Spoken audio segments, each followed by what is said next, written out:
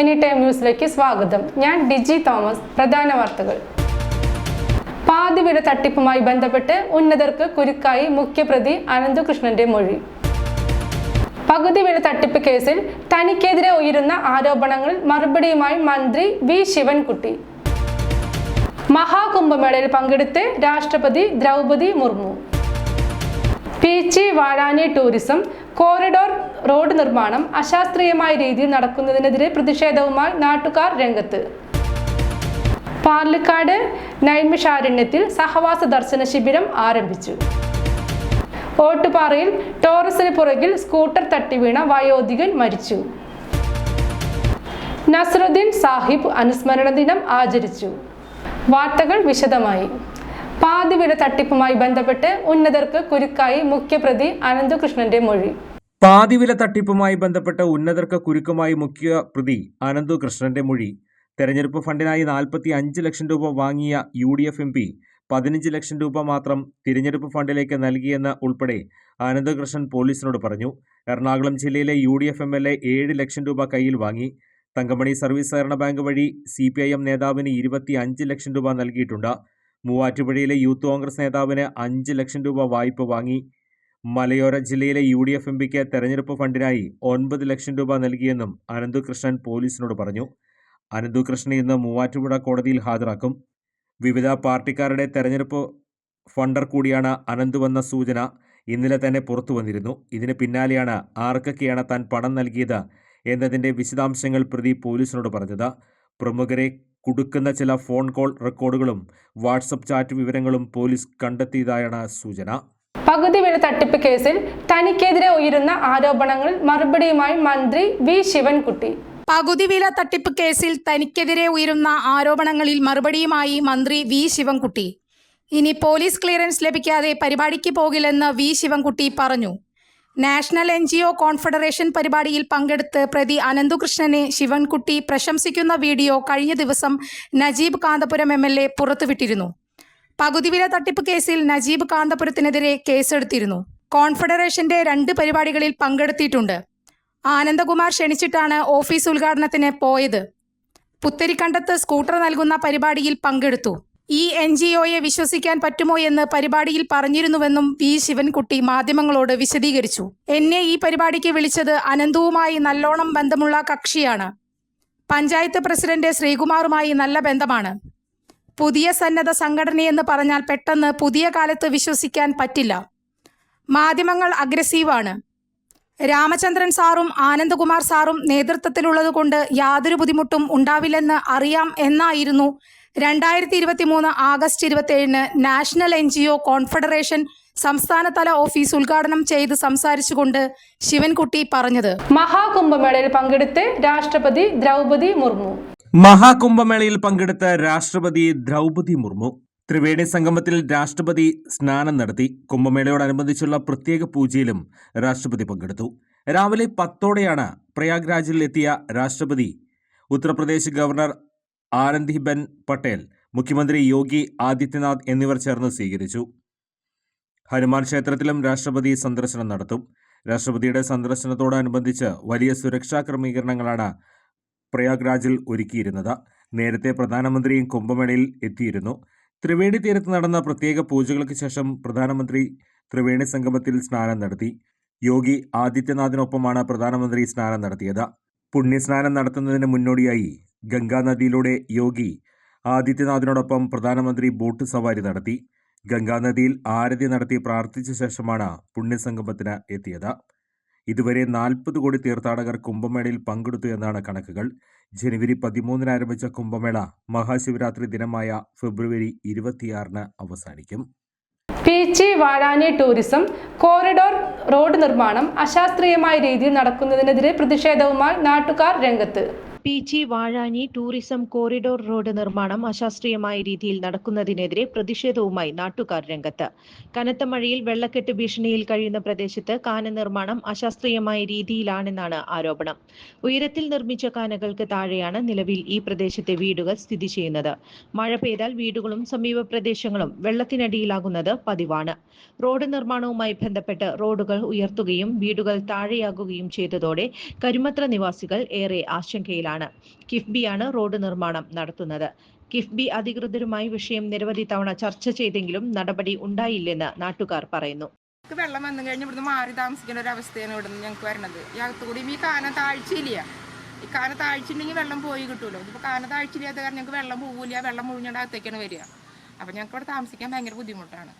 ഞങ്ങൾ വികസനത്തിനെതിരല്ല, റോഡ് പണിയുന്നതിനോടോ അല്ലെങ്കിൽ റോഡിൻ്റെ പണി പുരോഗമിക്കുന്നതിനോ ഞങ്ങളുടെ പൂർണ്ണമായി സപ്പോർട്ടാണ്. റോഡിൻ്റെ രണ്ടരികിലും ചാലുകളുണ്ട്. ചാലുകൾ പണിതുകൊണ്ട് മാത്രമായില്ല, ചാലുകളിലേക്ക് വെള്ളം എത്തിച്ചേരണം, അത് സുഗമമായി ഒഴുകി പോകണം, എങ്കിൽ മാത്രമേ ഈ പണി കൊണ്ട് ഉപകാരമുള്ളൂ. അല്ലെങ്കിൽ ഇതിൻ്റെ തൊട്ടടുത്ത് കിടക്കുന്ന ഞങ്ങളൊക്കെ വളരെയധികം കഷ്ടപ്പെടുകയാണ്. ഓരോ പ്രാവശ്യവും വെള്ളം വരുമ്പോൾ ഞങ്ങളുടെ അകത്തേക്കാണ്, മുൻവശത്തുനിന്നും പുറകു വശത്തുനിന്നും വീടിൻ്റെ ഉള്ളിലേക്ക് വെള്ളം കയറുന്ന ഒരവസ്ഥയാണ് കഴിഞ്ഞ ജൂലൈ മാസത്തെ മഴയിൽ ഉണ്ടായിട്ടുള്ളത്. വാഴാനി ബീച്ച് ടൂറിസം ഇടനാഴി എന്ന പേരിൽ വളരെ വലിയ റോഡിൻ്റെ നിർമ്മാണ പ്രവർത്തനം നടന്നുകൊണ്ടിരിക്കുകയാണ്. കിഫ്ബിയാണ് അതിൻ്റെ നിർമ്മാണ ചുമതലയും മറ്റുള്ള കാര്യങ്ങൾ ഏറ്റെടുത്തിരിക്കുന്നത്. പക്ഷെ അതിൻ്റെ ഭാഗമായിട്ട് വികസനം എല്ലാവർക്കും ആവശ്യം തന്നെയാണ്, യാതൊരു സംശയമില്ല കാര്യത്തിൽ. പക്ഷേ അതിൻ്റെ സമീപത്ത് താമസിക്കുന്ന, റോഡിനോട് ചേർന്ന് താമസിക്കുന്ന നിരവധി കുടുംബങ്ങൾ ഇന്ന് വലിയ ആശങ്കയിലാണ്. കാരണം കഴിഞ്ഞ വെള്ളപ്പൊക്കത്തിൽ തന്നെ ഇവിടെ ആകെ വാഴാനിൽ നിന്നുള്ള അധിക വെള്ളം വന്നും വീടുകളുടെ അടുക്കള വഴിക്കാണ് കടന്നു പോയിരുന്നത്. അന്ന് ഞങ്ങളെല്ലാവരും കൂടിയിട്ട് കൊട്ടയിലും അതുപോലെ തന്നെ സ്ട്രെച്ചറിലൊക്കെയാണ് ഇവിടുന്ന് ആളുകളെ മാറ്റി പാർപ്പിച്ചത്. ആംബുലൻസൊക്കെ കൊണ്ടുവന്നിട്ടാണ് ഞങ്ങൾ മാറ്റി പാർപ്പിച്ചത്. ഇന്നിപ്പോൾ ഈ റോഡ് പണിയ സമയത്ത് അധിക വെള്ളം വരാൻ ഉള്ള കാന എന്ന പേരിൽ ആ വരുന്ന കാന ഇപ്പോൾ നിലക്കുന്ന വീടുകളുടെയും തറയ്ക്ക് മുകളിലാണ് നിൽക്കുന്നത്. അങ്ങനെ വന്നു കഴിഞ്ഞാൽ ഈ വീടുകളുടെ മുൻവശം മുതൽ പിൻവശം അങ്ങ് അറ്റം വരെ വാഴാനി തേറ്റിപ്പാടം മള്ളത്ര വരെയുള്ള ഭാഗങ്ങളിൽ ഒരു ചെക്ക് ഡാം പോലെ നിൽക്കുന്ന അവസ്ഥ വരും. പിന്നെ വാസയോഗ്യമല്ലാത്തൊരവസ്ഥയും മാറും. നിരവധി കുടുംബങ്ങൾ ദുരിതത്തിലാവും. ഇതിന് നിരവധി തവണ കിഫ്ബിയുമായി അവിടുത്തെ സൂപ്രണ്ടും പലരുമായിട്ട് നമ്മൾ ബന്ധപ്പെട്ടെങ്കിലും അവർ വരാൻ നോക്കാമെന്ന് പറയുകയല്ലാതെ ഇതുവരെ തിരിഞ്ഞു നോക്കിയിട്ടില്ല. ജനങ്ങളുടെ ആശങ്ക പരിഹരിക്കാതെ ഇത് മുന്നോട്ട് കൊണ്ടുപോവുകയാണെങ്കിൽ ഞങ്ങൾ ഈ കാനയ്ക്കുള്ളിൽ ഇറങ്ങി നിന്നുകൊണ്ട് തന്നെ അതിനെ തടസ്സപ്പെടുത്തുന്ന അവസ്ഥയിലേക്ക് മാറും. ഇത് കോടതിയിൽ പോയാൽ ഇതിപ്പോൾ തൽക്കാലം നടക്കുന്ന കാര്യമല്ല. ഇത് ശാസ്ത്രീയപരമായിട്ട് അവർ വന്ന് കണ്ട് ഇതിനെ എങ്ങനെ വെള്ളം ഒഴിവാക്കി വിടാം.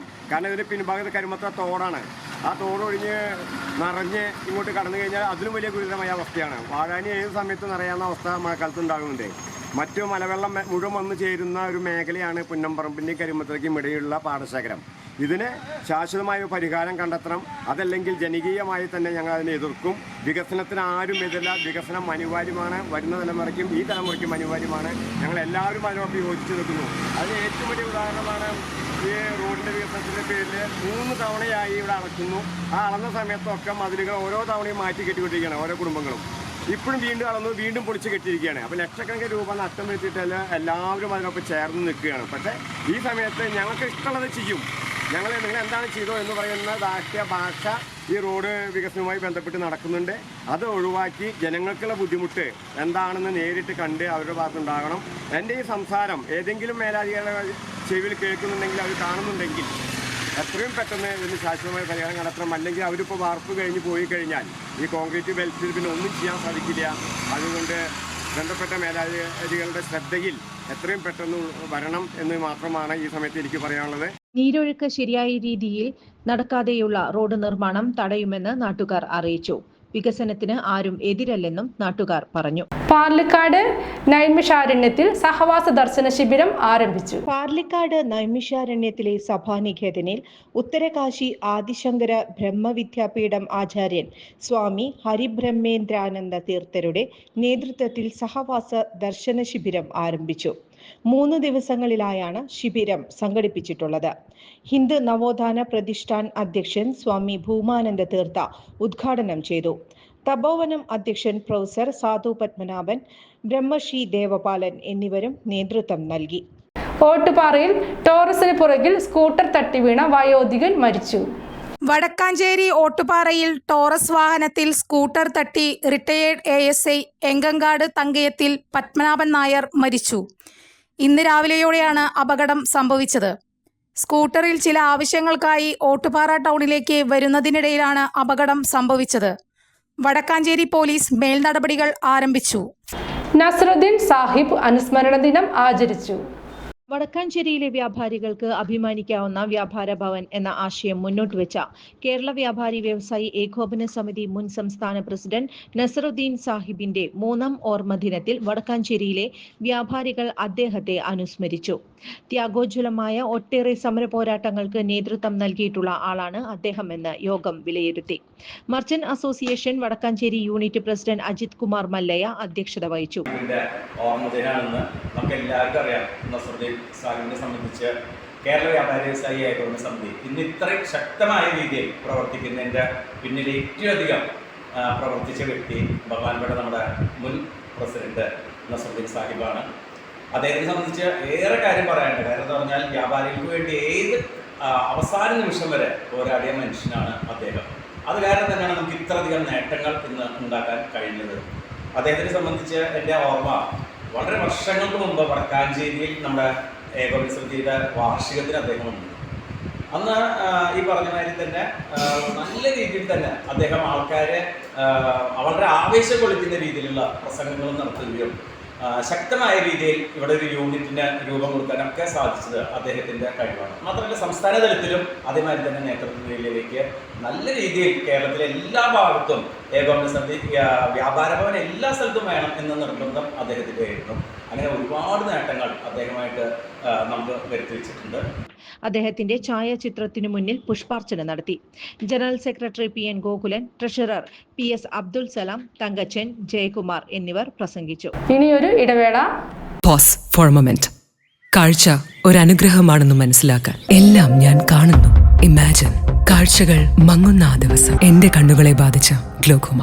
ഗ്ലോക്കോമയുടെ പ്രധാന ലക്ഷണങ്ങളിൽ ഒന്നാവാം കൂർക്കം വലി. വശങ്ങളിലെ കാഴ്ച മങ്ങി ഒരു കുഴലിലൂടെ പോലെയായി ചുരുങ്ങുന്നു. Treat early four glaucoma. വാർത്തകൾ തുടരുന്നു. വടകരയിൽ 9 വയസ്സുകാരി ദൃശാന കോമയിലായ വാഹനാപകടത്തിലെ പ്രതി ഷെജിലിനെ കോയമ്പത്തൂർ വിമാനത്താവളത്തിൽ നിന്ന് പിടിയിലായി. വടകരയിൽ 9 വയസ്സുകാരി ദുഷാന കോമയിലായ വാഹനാപകടത്തിലെ പ്രതി ഷൈജലിനെ കോയമ്പത്തൂർ വിമാനത്താവളത്തിൽ പിടിയിൽ. പുറമേരി സ്വദേശി ഷൈജലാണ് പിടിയിലായത്. ലുക്കൌട്ട് സർക്കിൾ നിലവിലുള്ളതിനാൽ ഇയാളെ എയർപോർട്ടിൽ വെച്ച് പിടികൂടുകയായിരുന്നു. വടകരയിൽ നിന്നുള്ള പോലീസ് സംഘത്തിന് ഇയാളെ കൈമാറും. ഫെബ്രുവരി 17 ദേശീയപാത വടകര ചേറോഡ് വെച്ചുണ്ടായ വാഹനാപകടത്തിൽ ഗുരുതര പരിക്കേറ്റ കോഴിക്കോട് മെഡിക്കൽ കോളേജിൽ കോമാവസ്ഥയിൽ തുടരുകയാണ് 9 വയസ്സുകാരി ദൃശാന. ദൃശാനയും മുത്തശ്ശിയും റോഡ് മുറിച്ചു കടക്കുന്നതിനിടെ കാറിടിച്ചത്. അപകടത്തിൽ ദൃശാനയുടെ മുത്തശ്ശി മരിച്ചിരുന്നു. അപകടത്തിന് ശേഷം നിർത്താതെ പോയ വാഹനം 9 മാസത്തിന് ശേഷമാണ് പോലീസ് കണ്ടെത്തിയത്. KL 18R1846 എന്ന നമ്പറിലുള്ള കാറാണ് കുട്ടി ഇടിച്ചത്. പുറമേരി സ്വദേശിയായ ഷൈജിൽ എന്ന ആൾ ഓടിച്ച കാറാണ് ദൃശാനെ ഇടിച്ചതെന്നും പോലീസ് കണ്ടെത്തിയിരുന്നു. അപകടത്തിന് ശേഷം പ്രതി വാഹനം നിർത്താതെ രക്ഷപ്പെടുകയായിരുന്നു. തുടർന്ന് മാർച്ച് 14 പ്രതി വിദേശത്തേക്ക് കടന്നത്. മലപ്പുറം ചങ്ങരംകുളത്ത് 15-കാരിയെ കഞ്ചാവ് നൽകി പീഡിപ്പിച്ച കേസിൽ 2 പേർ അറസ്റ്റിൽ. മലപ്പുറം ചങ്ങരംകുളത്ത് 15-കാരിയെ കഞ്ചാവ് നൽകി പീഡിപ്പിച്ച കേസിൽ 2 പേർ അറസ്റ്റിൽ. ചാലിശ്ശേരി സ്വദേശി അജ്മൽ, ആലങ്കോട് സ്വദേശി ആബിൽ എന്നിവരാണ് പിടിയിലായത്. മലപ്പുറം ചങ്ങരംകുളം സ്റ്റേഷൻ പരിധിയിലാണ് സംഭവം. 2023 കേസിന് ആസ്പദമായ സംഭവം നടന്നത്. ഇൻസ്റ്റഗ്രാം വഴി അജ്മൽ 15 വയസ്സുകാരിയെ പരിചയപ്പെടുകയും നേരിൽ കാണാൻ ആവശ്യപ്പെടുകയും ചെയ്തു. തുടർന്ന് അജ്മൽ കുട്ടിക്ക് കഞ്ചാവ് നൽകി മയക്ക് കിടത്തുകയും ആബിലിനൊപ്പം കുട്ടിയെ ബലാത്സംഗം ചെയ്തുവെന്നുമാണ് പോലീസ് പറയുന്നത്. കടുത്ത ദേഹാസ്വാസ്ഥ്യം അനുഭവപ്പെട്ട പെൺകുട്ടി ആശുപത്രിയിൽ ചികിത്സ തേടി. കടുത്ത മാനസികാഘാതമേറ്റ പെൺകുട്ടിക്ക് 1.5 വർഷത്തോളമായി കൗൺസിലിംഗ് നൽകി വരികയാണ്. കൗൺസിലിംഗിനിടെ പീഡനത്തിന്റെ വിശദവിവരങ്ങൾ കുട്ടി തുറന്നു പറയുകയും അധികൃതർ വിവരം പോലീസിനെ അറിയിക്കുകയുമായിരുന്നു. തിരൂർ ഡിവൈഎസ്പിയുടെ നേതൃത്വത്തിൽ പ്രത്യേക അന്വേഷണ സംഘം നടത്തിയ തെരച്ചിലിനൊടുവിലാണ് പ്രതികളെ പിടികൂടിയത്. മോട്ടോർ തൊഴിലാളി ക്ഷേമനിധി അംഗത്വ രജിസ്ട്രേഷൻ ക്യാമ്പ് നടന്നു. മോട്ടോർ തൊഴിലാളി ക്ഷേമനിധി ബോർഡും BMS വടക്കാഞ്ചേരി മേഖലാ കമ്മിറ്റിയും സംയുക്തമായി സംഘടിപ്പിക്കുന്ന മോട്ടോർ തൊഴിലാളി ക്ഷേമനിധി അംഗത്വ രജിസ്ട്രേഷൻ ക്യാമ്പ് വടക്കാഞ്ചേരി ബസ് സ്റ്റാൻഡിൽ നടന്നു. ക്ഷേമനിധി ഓഫീസ് സ്റ്റാഫുകളായ അനിത KG, സഞ്ജയ് എന്നിവരും BMS തൃശൂർ ജില്ലാ ട്രഷറർ വിപിൻ മംഗലം, BMS വടക്കാഞ്ചേരി മേഖലാ secretary Vinod PV, treasurer AC Kannan, AR Bharathan, PL സുന്ദര ഗണേശൻ എന്നിവർ നേതൃത്വം നൽകി. മോട്ടോർ തൊഴിലാളി ക്ഷേമനിധി ബോർഡും ഭാരതീയ മസ്ദൂർ സംഘം വടക്കാഞ്ചേരി മേഖലാ കമ്മിറ്റിയും സംയുക്തമായി നടത്തുന്ന മോട്ടോർ തൊഴിലാളി ക്ഷേമനിധി അംഗത്വ രജിസ്ട്രേഷൻ ക്യാമ്പും കുടിശ്ശിക നിവാരണത്തിനോടനുബന്ധിച്ചുള്ള ക്യാമ്പുമാണ് ഇവിടെ നടന്നുകൊണ്ടിരിക്കുന്നത്. നമുക്കറിയാം, നമ്മുടെ ഇന്ത്യയിലെ തന്നെ പ്രധാനപ്പെട്ട 8 നല്ല ക്ഷേമനിധികളുണ്ടായ മോഡൽ തൊഴിലാളി ക്ഷേമനിധി ബോർഡ് അതിൻ്റെ പ്രവർത്തനം എല്ലാ തൊഴിലാളികളിലേക്കും എത്തിക്കുക, അവർക്ക് ഭാവിയിൽ എല്ലാ തരത്തിലുള്ള ആനുകൂല്യങ്ങളും മേടിച്ചു കൊടുക്കുക എന്നൊരൊറ്റ ലക്ഷ്യം മാത്രമാണ് ഭാരതീയ പ്രവർത്തനം. അതിൻ്റെ ഭാഗമായിട്ടാണ് വടക്കാഞ്ചേരിയിൽ ഇത്തരത്തിലൊരു ക്യാമ്പ് നടത്തുന്നത്. ഈ ക്യാമ്പിൽ പങ്കെടുക്കുന്ന എല്ലാ തൊഴിലാളികൾക്കും എല്ലാവിധ ആശംസകളും, അതോടൊപ്പം തന്നെ മോഡൽ തൊഴിലാളി ക്ഷേമനിധി ബോർഡിന് ഈ പരിപാടിയിൽ ക്യാമ്പിൽ പങ്കെടുക്കാൻ വന്നിരിക്കുന്ന മാഡത്തിനും അവിടുള്ള ഓഫീസർക്കും എല്ലാവർക്കും ആശംസകൾ അറിയിച്ചുകൊള്ളുന്നു. Kerala state service pensioners association Vadakkanchery treasury ഓഫീസിന് മുന്നിൽ പ്രതിഷേധ സമരം സംഘടിപ്പിച്ചു. Kerala state service pensioners association Vadakkanchery taluk ഓഫീസിനു മുന്നിൽ പ്രതിഷേധ സമരം സംഘടിപ്പിച്ചു. ബഡ്ജറ്റിൽ ആനുകൂല്യങ്ങൾ പ്രഖ്യാപിച്ചില്ലെന്നാരോപിച്ച് സംഘടിപ്പിച്ച പ്രതിഷേധ സമരം മുൻ MLA TV ചന്ദ്രമോഹൻ ഉദ്ഘാടനം ചെയ്തു.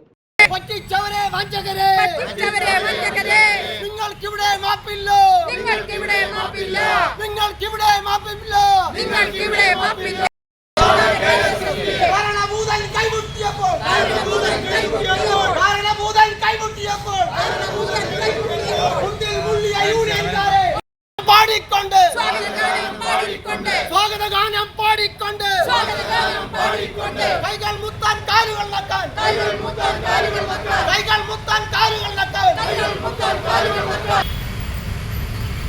ഇന്ന് സംസ്ഥാനത്തെ എല്ലാ ട്രഷറികൾക്ക് മുമ്പിലും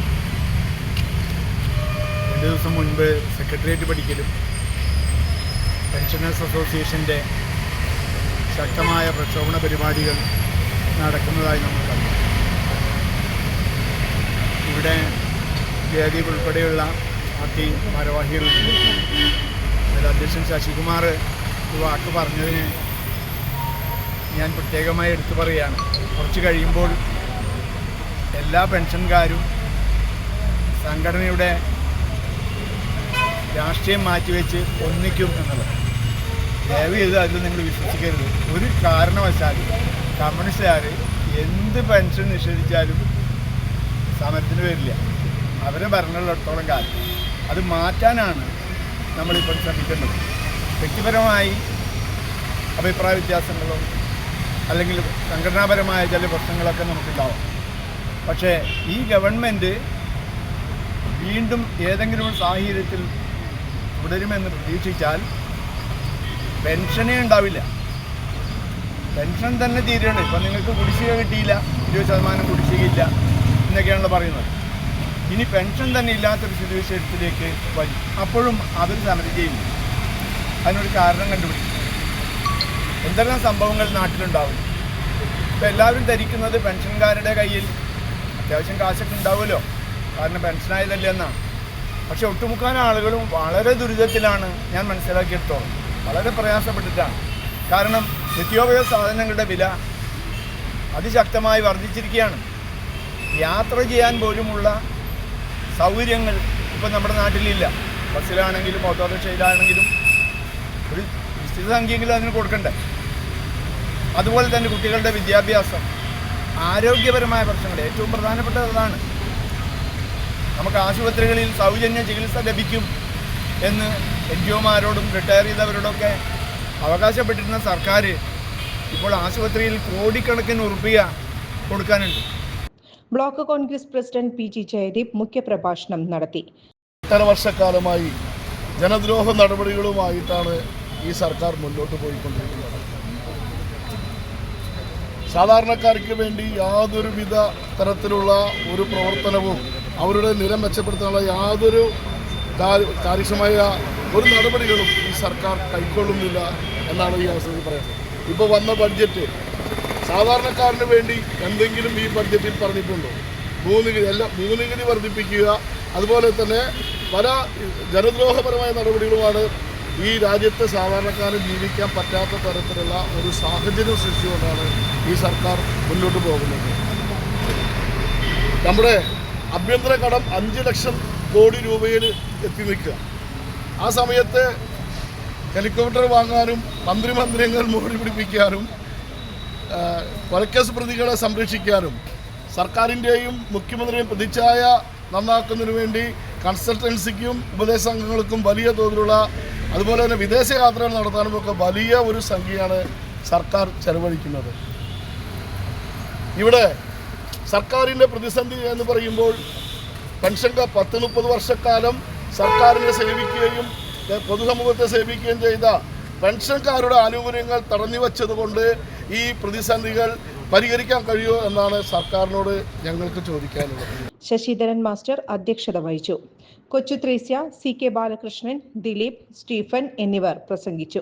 മച്ചാട് വിദ്വാൻ എളയത് സ്മാരക വായനശാല അംഗവും സാമൂഹ്യ സാംസ്കാരിക രാഷ്ട്രീയ ഗ്രന്ഥശാല പ്രസ്ഥാനങ്ങളുടെ സജീവ പ്രവർത്തകയുമായിരുന്ന P. ഭാഗ്യലക്ഷ്മി അമ്മയെ അനുസ്മരിച്ചു.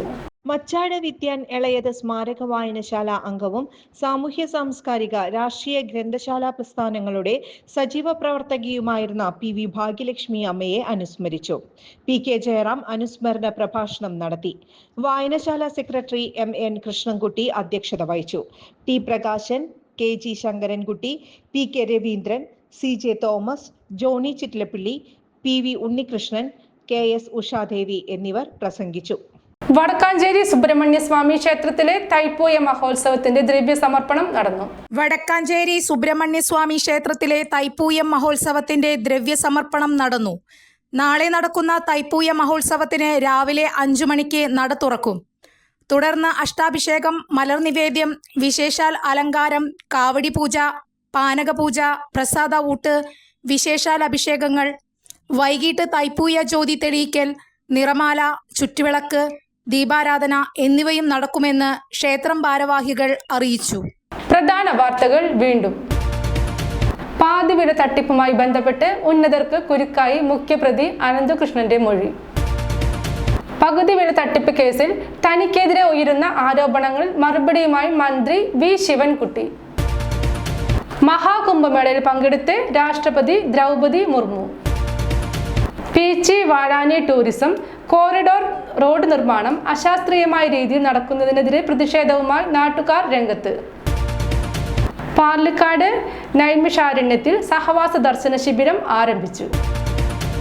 ഓട്ടുപാറയിൽ ടോറസിന് പുറകിൽ സ്കൂട്ടർ തട്ടിവീണ വയോധികൻ മരിച്ചു. നസ്രുദ്ദീൻ സാഹിബ് അനുസ്മരണ ദിനം ആചരിച്ചു. ഇതോടെ ഈ വാർത്താ ബുള്ളറ്റിൻ അവസാനിച്ചു. നന്ദി, നമസ്കാരം.